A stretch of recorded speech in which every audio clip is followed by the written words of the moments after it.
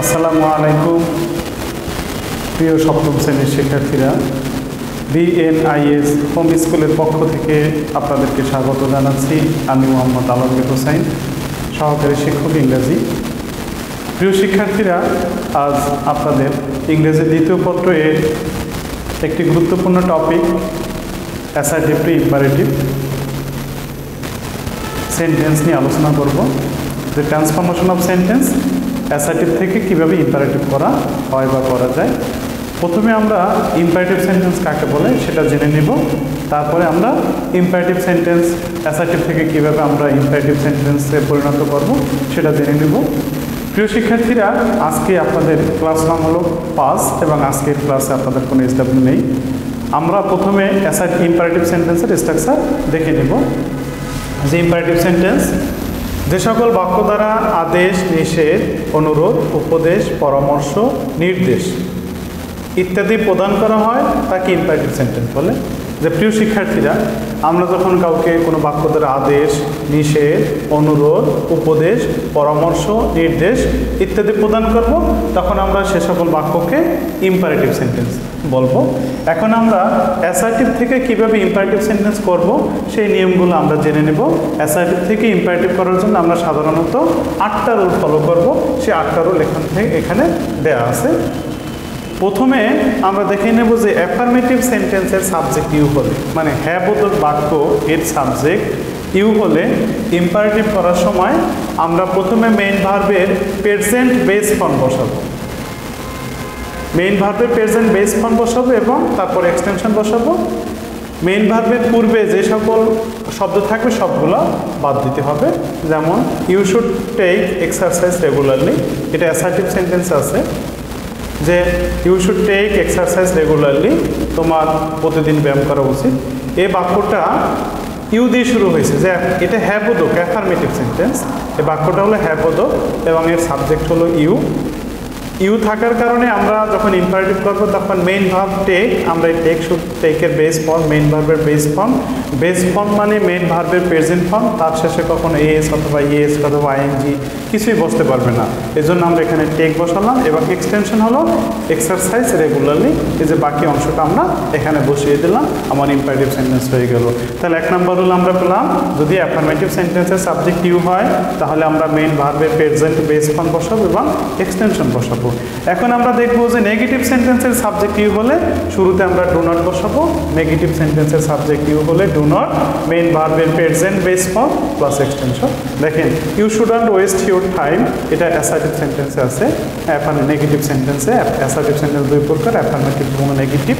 আপনারা জানেন যে you shouldn't waste your time, এই বাক্যটা নেগেটিভ সেন্টেন্স আছে এবং সাবজেক্টটা ইউ আছে এবং এটা নেগেটিভ সেন্টেন্স থাকার কারণে আমরা প্রথমে ডন্ট বসাবো, ওয়েস্ট মেইন ভার্বের বেস প্রেজেন্ট ফর্ম বসালাম এবং এক্সটেনশন হলো ইউর টাইম, আমরা ইউর টাইম বসিয়ে দিলাম, ইম্পারেটিভ সেন্টেন্স হয়ে গেল।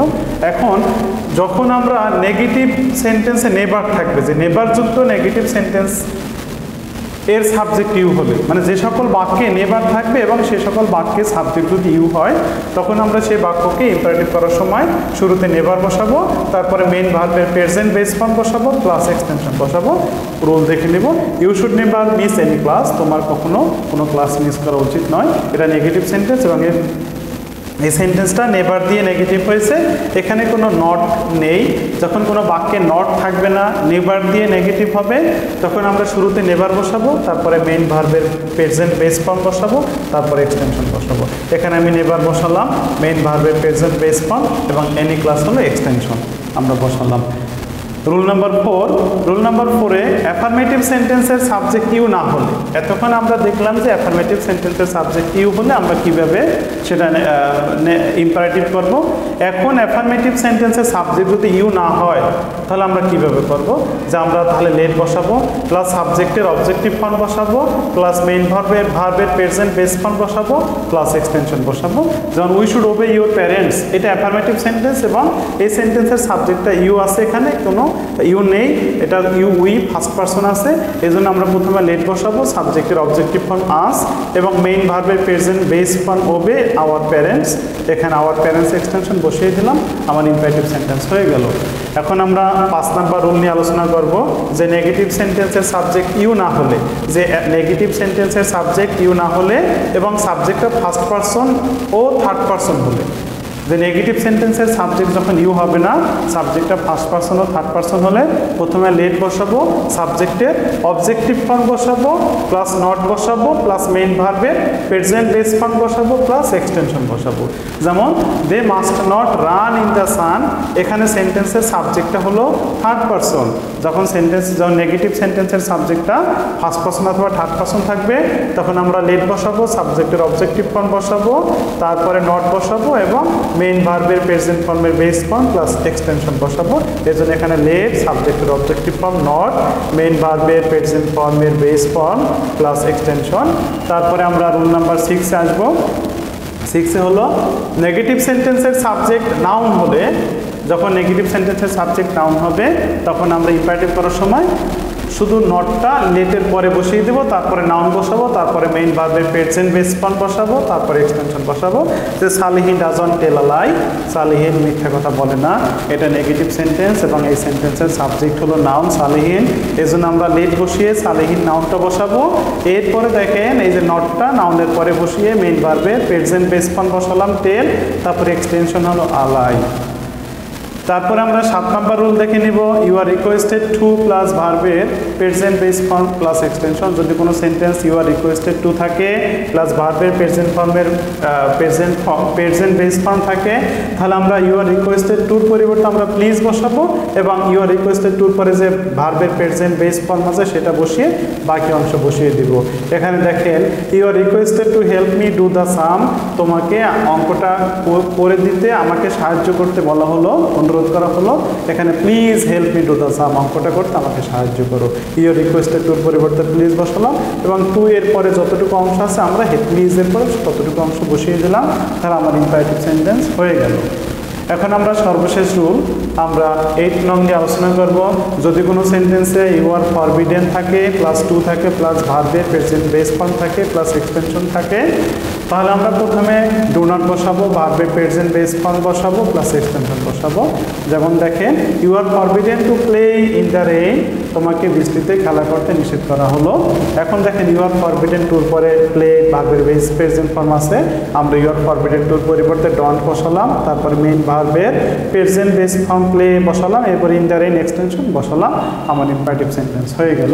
এখন আমরা এই রুলগুলোর আলোকে আমরা এখান থেকে 1 থেকে 10 পর্যন্ত এক্সারসাইজ দিয়েছি, সাথে সাথে আমরা এর উত্তর এখানে লিখে দিয়েছি।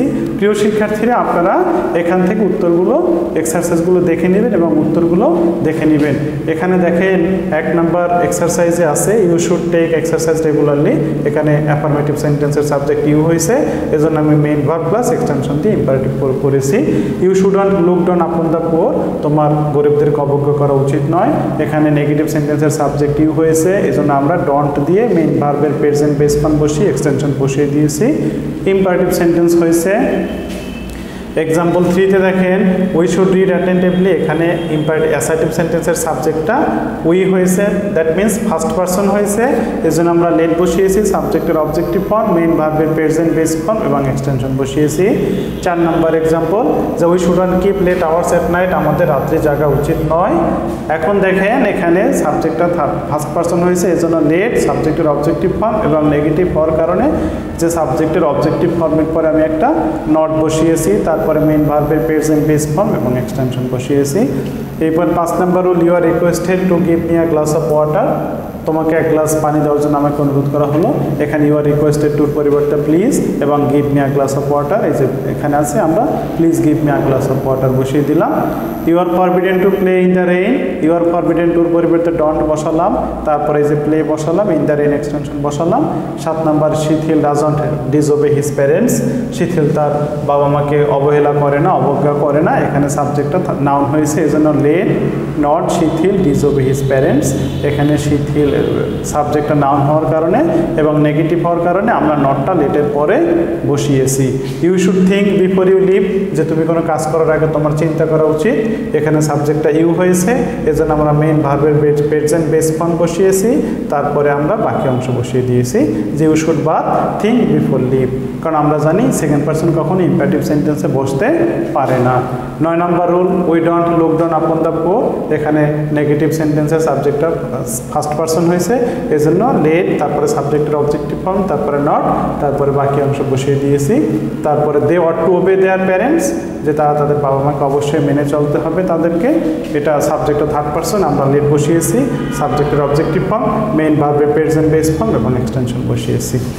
প্রিয় শিক্ষার্থী বন্ধুরা, আপনারা ভিডিওটা দেখে এবং এই রুলগুলো বারবার দেখে আপনি নিজে নোট করার মাধ্যমে আপনি একটু আয়ত্ত করে ইম্পারেটিভ সেন্টেন্সের এক্সারসাইজগুলো বারবার প্র্যাকটিস করবেন, তাহলে আপনি ইম্পারেটিভ সেন্টেন্স খুব ভালোভাবে আয়ত্ত করতে পারবেন। এবং অ্যাসার্টিভ থেকে ইম্পারেটিভ সেন্টেন্সে রূপান্তরিত করার জন্য আপনাকে 8টি নিয়ম অনুসরণ করতে হবে। সে 8টি নিয়ম এখানে দেওয়া হয়েছে।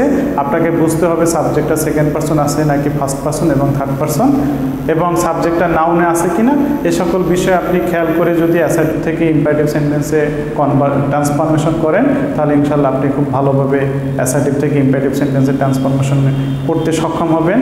আপনার কোনো সমস্যা থাকলে আমার এখানে মেসেঞ্জার আইডি দেওয়া আছে অথবা মোবাইল নাম্বার দেওয়া আছে, আপনি ফোন করতে পারেন, অথবা আপনার স্ব ক্লাসের বিষয় শিক্ষকের কাছ থেকেও আপনি সাহায্য নিতে পারেন। সামনে অন্য কোনো বিষয় নিয়ে আবার হাজির হব। আপনারা ভালো থাকবেন, সুস্থ থাকবেন, এই প্রত্যাশায় আজকের মতো বিদায়। আসসালামু আলাইকুম ওয়া রাহমাতুল্লাহি ওয়া বারাকাতুহু।